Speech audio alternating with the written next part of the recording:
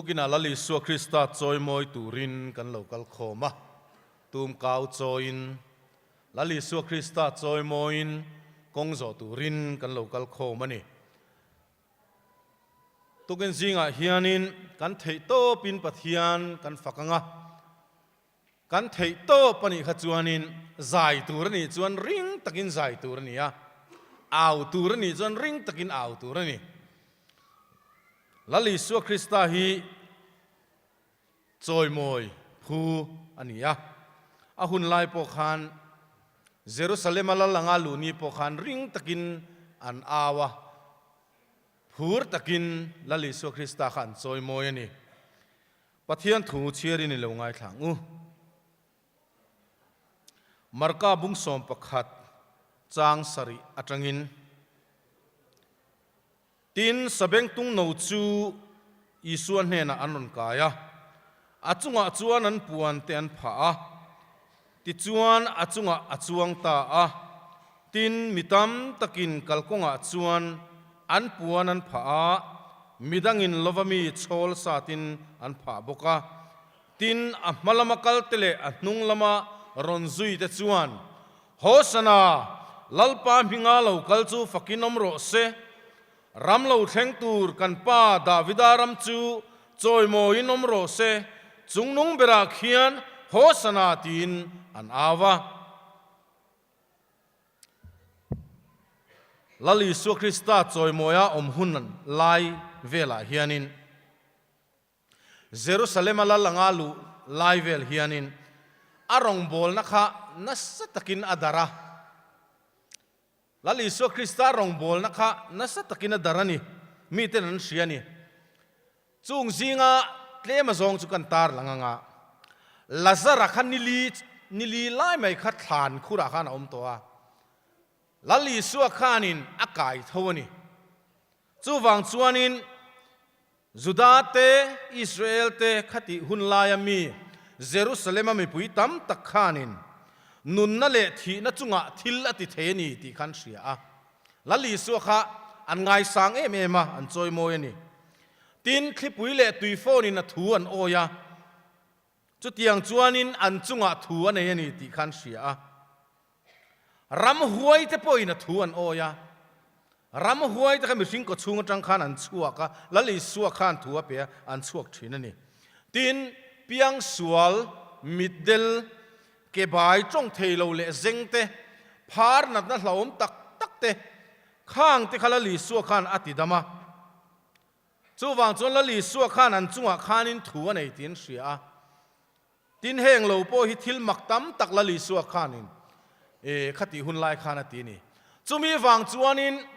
Jerusalem khanin an choi moina sa em ema voinia hianin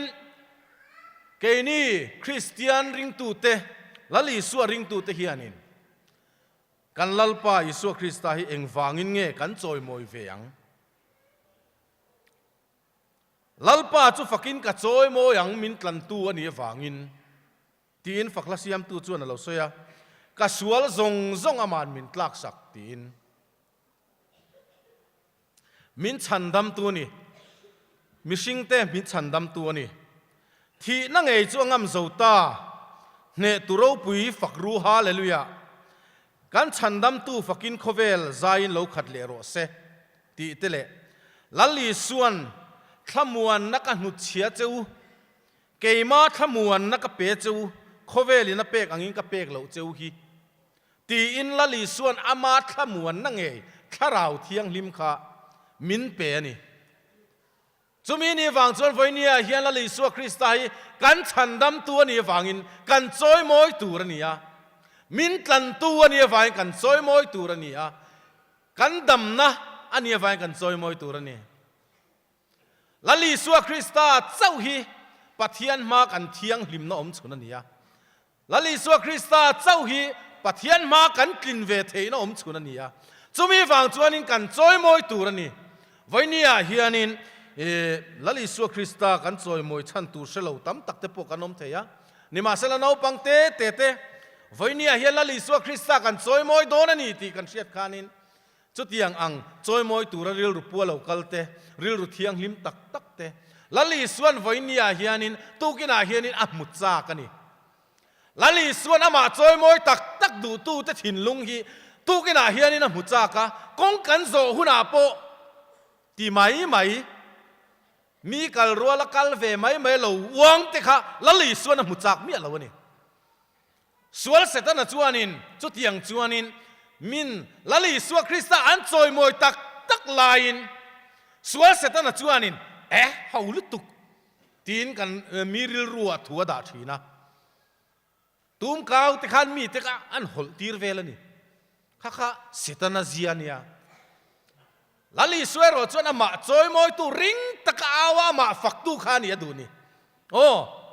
tukina hian kan zawain chowang chuanin lali suwa cheng vai nge kan choi moyang min chandam tu ania min tlan tu ania him taka faka choi moi tu tur kan ni lali suan chu chu min mu achak em ani ti kha kan se cheu don nia le pathian ma kunin chong trayang lalpa kan pathian kan pa du tak min mangai tu tukina hian lalpa i ming fak le choi moi kan du khongai takin lalpa kan zawai hian i tharawin nangin min thua min pola kan hne na nang omang che lalpa tukina hian nangma fak thin lung pu thei turin nangin min tran puila keimania athaber itana kan hlan thei na nangin min puyang che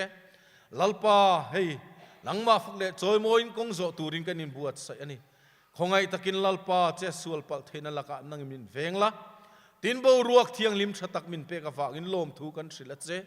lalpa lim takanang ma fak le choi moi turin min puila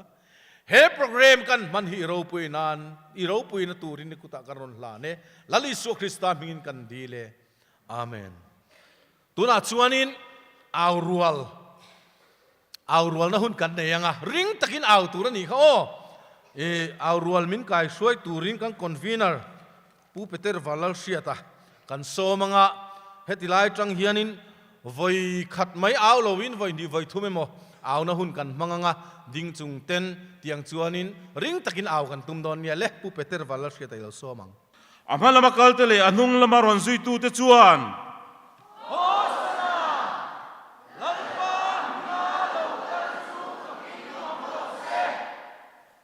chung nung berakhian hosana kan tile donia ram lo thleng tur kan pa davida ram chu choi moi nom ro se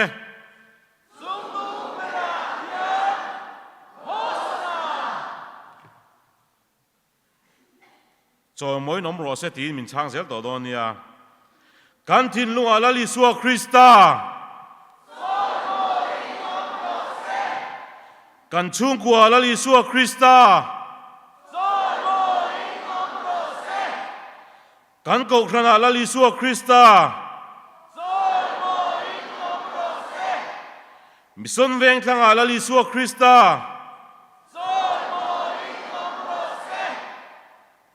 min chandam tu isua krista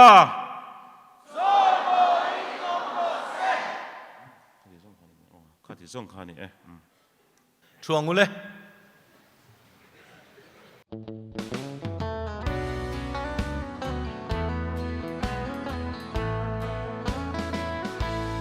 lali suwa tu khove pum puya lalani leile va rorel tu lal berani varangelle seraf zinga po lalani isua tu leile van lal berani isua tu lalani isua tu lalani til siam zong zong sunga lal berani vanangelle seraf zinga po lalani isua tu leile van lal berani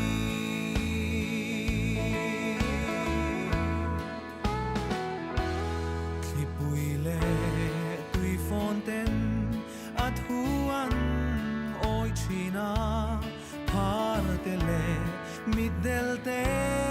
ati damma son tu le misual berte po sintir isu asu misual tel alberani isu asu lalani isu asu lalani til siam zong zong sungal alberani vanang elle será zinga polalani isu asu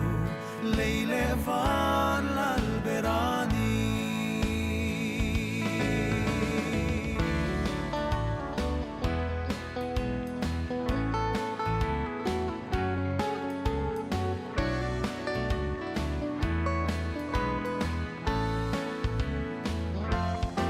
isu zuang thi nara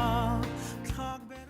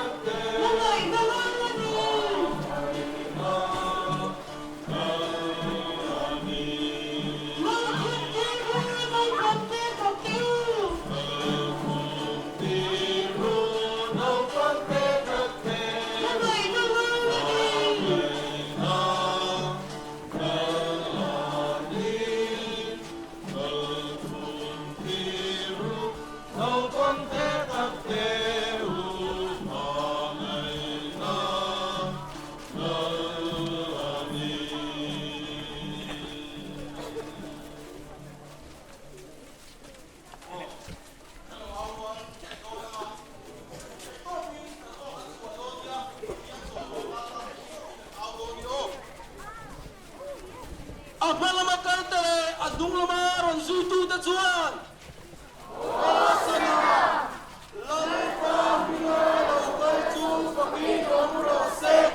ram lang khang tur kan pa da vidaram chu choi moi nom ro se chung lung pe akhia osana apala makarte adung lamar on zutu ta chuan osana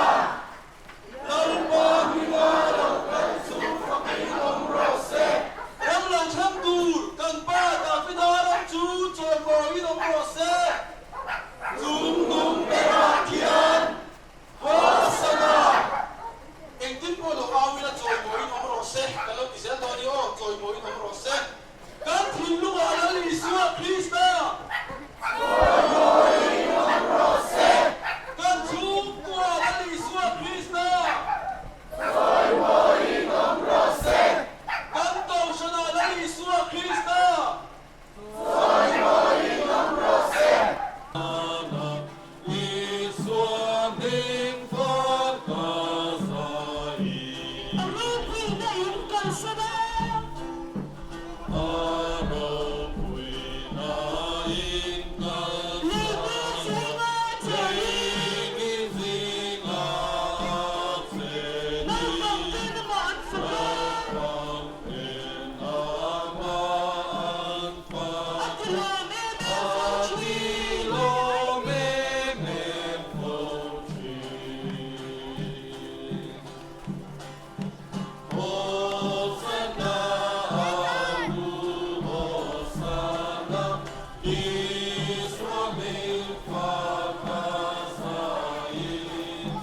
Oh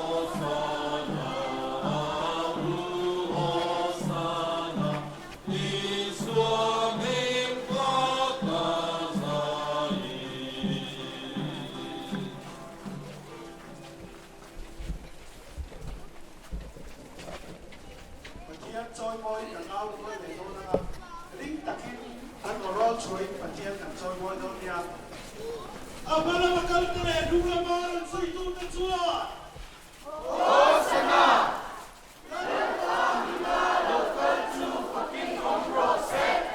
Ramlaw tentur kan pada bidaran cucoy mo yung prose. Sundong berakhir Hosana Apala makalte lulamaran sa ito na tuwa. Minga local to fucking omrose Ramlaw tentur kan pada bidaran cucoy mo yung prose. Sundong berakhir Hosana Ramlaw tentur kan pada bidaran cucoy mo yung prose. Sundong berakhir Hosana Soy mo yung prose. Nakao kay Konya. Kan tinungalan ni Yesu ang Kristo. Kan suko Yesu ang Kristo.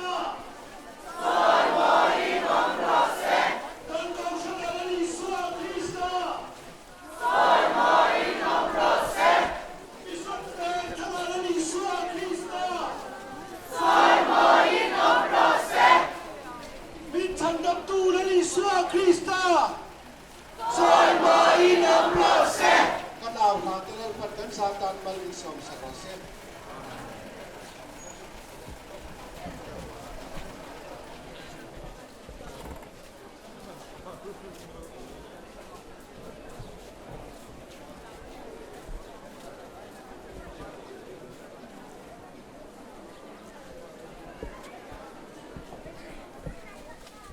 Bible chiarim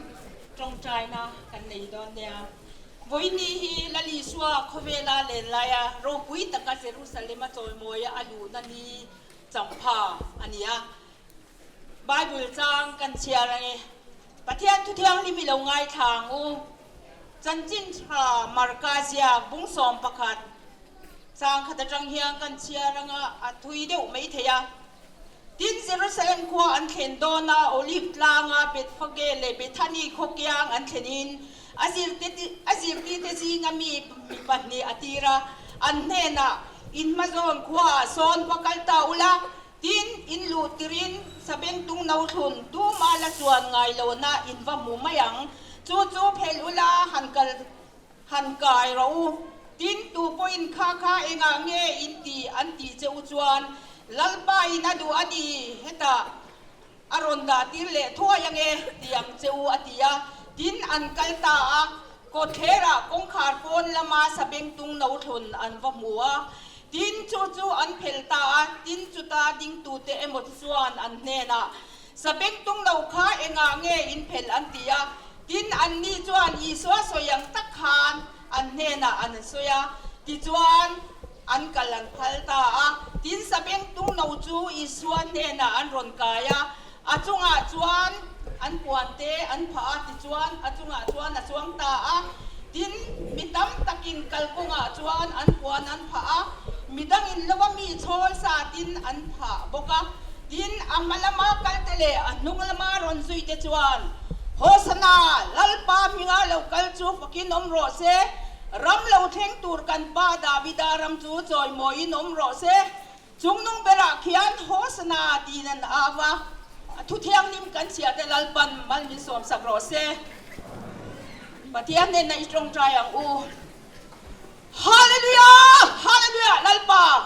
tukin singa hian khuvela ilen lai Jerusalem a choi mo ya ilu na ni champha naupang te le nu le pa te lalpa hun kan ron mang me tania nangin boruak cha min pe ka wang po hian lom thu kan thila che lalpa voin nia hian Jerusalem a choi mo ilu na nia hian kan thin lunga nangin choi mo in lo lut la ke ni pon nang ma kan choi mo thei nan chile nang ma kan faka nasale zuala nang ma kan choi mo nan che nau pang te thin lunga te hian nangin ta min tho saka kan duai ne na kan ron dila tukina kan program zong te lalpa I ku tro puya kan ron gol tira tin lalpa kan hu lama ron man tu zong chan bo chang tu te po nangin om puila mal som la voin ni hi kan dan ni sin sia tla rồi mồi năn đi nắng mà cắn rồi mồi lên rùa năn đi alo đi thấy na tu ramal min som turin le với ni aten ni le ngamin soya min om pui turin min mangai tu kalal pa tu tak in suam hingin kan rondi la che thấy tôi bị gần ao lệ đồ nia à mà làm cái đó à đúng là mà dù tôi tự chưa Wasana Lalpa minga lau kal chu fakin omro se Rap lau thang tu kan pa ta vidaram chu choi mo in omro se Chung nung kera kian Wasana at malama tele at nulama non su tu te chuan Wasana Lalpa minga lau kal chu fakin omro se Rap lau thang tu kan pa ta vidaram chu choi mo in omro se Chung nung kera kian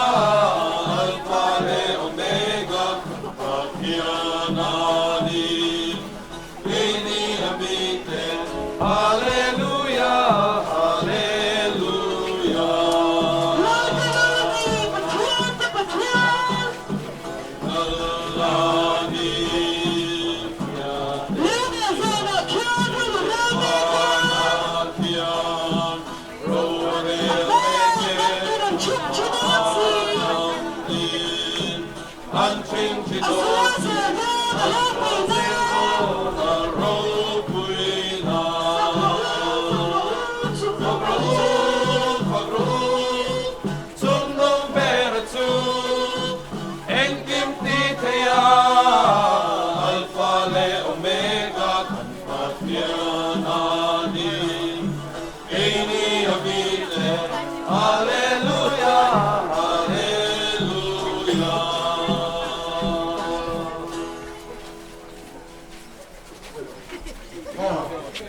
thiên chơi mỗi cái áo luôn lên con đó à. Thì lá mà làm tàu đen thì làm bạc không. Thì lá thì tốt. Nên đi xua chơi mỗi áo luôn đó thì. Apa la bakal tele nung la baram sui tu te chua. Hosana! Nagpahinga yung kansu pakin ang rose! Lam lang thang tur kan pa ta vidaram chu choi moi ram rose. Sumnung Perakian! Hosana! Kat thinu arani sua Krista. Soy moin ang rose! Kat chum ko arani sua Krista. Soy moin ang rose! Kan kau sala arani sua Krista. Soy moin ang rose! Bisam tang kang arani sua Krista. Soy moin ang rose! Bin chandam tu arani sua Krista. Soy moin ang rose!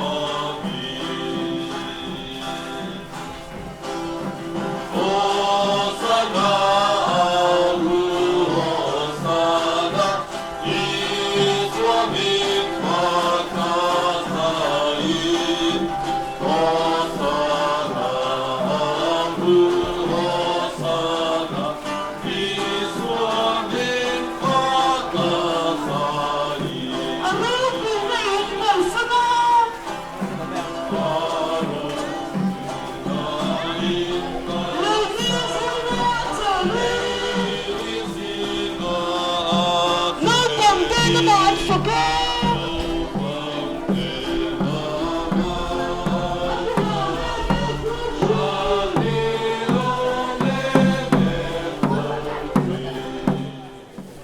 hian hun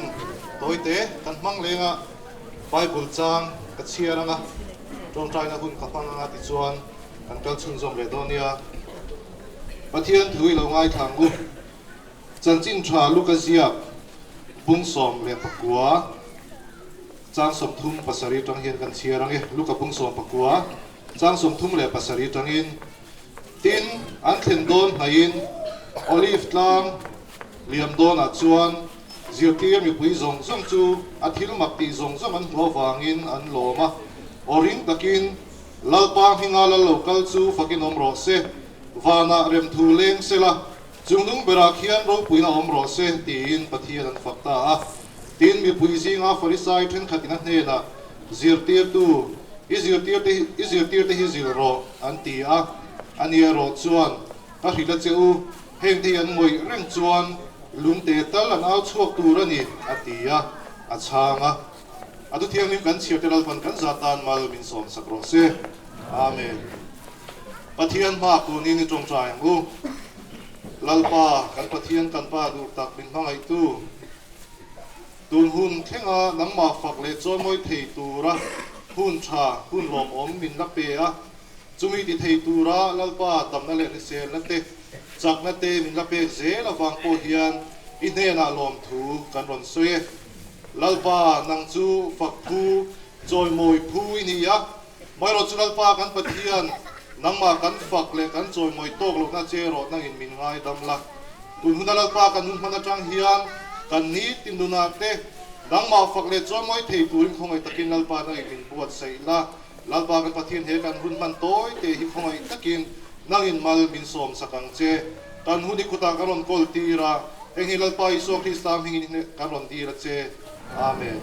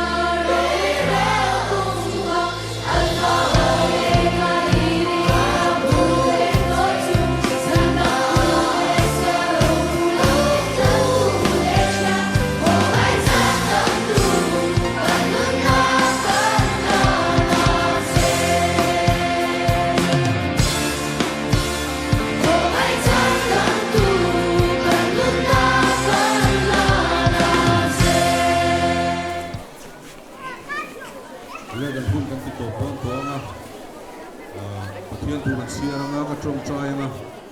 ka trong trai zo he kan zai kan dinganga lalbiak na kan soyanga chuan kan hun kan to ton nia chan chin tha zo han zia tung som pati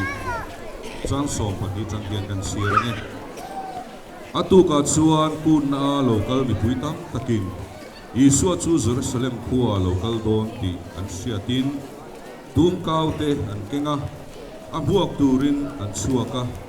hosana lalpa minga Israel lal local chu fakin omro se in an ava tin isuan sapeng tung no abua achuanga lausu Zion fanu ente ilal chu sapeng tung no chunga chuangin a local done isiak an khan ka trong trai zo he kan zai kan tinga nga lalpiak na kan soiron nia trong trai lu lalpa kan pathian min mangai tu lugin zinga Jerusalema lal anga ilu chama nangma choi moya Europuina puang chuak ve themin siama wangin lom thu kan thila che kong kluanin nangin min suaya che sual theina le har satna om theilaka nangin min huma lalpa kaini hian choi moi du lo che ma ila nangma choi moi tu himitam tak in ilain nangma fakle choi moi min phal saka wangin lom thu kan thila che voini kan hun man le tu zong te khongai na puta kan ron hla ne kan lalpa isu Krista mi kan dile dinga ngule trong trai ro la ku kan pa Harmi imin zong se iram lau khen se idu zong vanan tiangin remi irop se Nidin kanei thopin so min peang che kan chunga thil sual tu te kan ngai dam angin nang poi kan thil ti sual ngai dam ang che sual tu them na min suai lu sual che mi sual laka sual min chandam sual gam che